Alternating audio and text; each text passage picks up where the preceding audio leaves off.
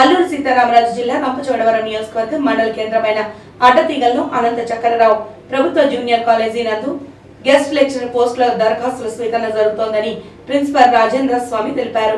అడ్డతగిలి పరిసర ప్రాంతాల నిరుద్యోగ యువతకి గవర్నమెంట్ జూనియర్ కాలేజ్ ప్రిన్సిపల్ గా ముఖ్య ప్రకటన చేస్తున్నాను.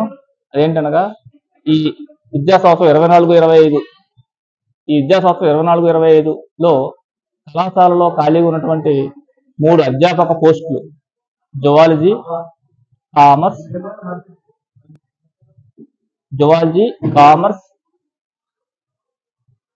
ఫిజిక్స్ ఈ 3 సబ్జెక్టులలో కూడా కళాశాలలో అధ్యాపక పోస్టు మీద రిక్రూట్ చేయబోతున్నాం.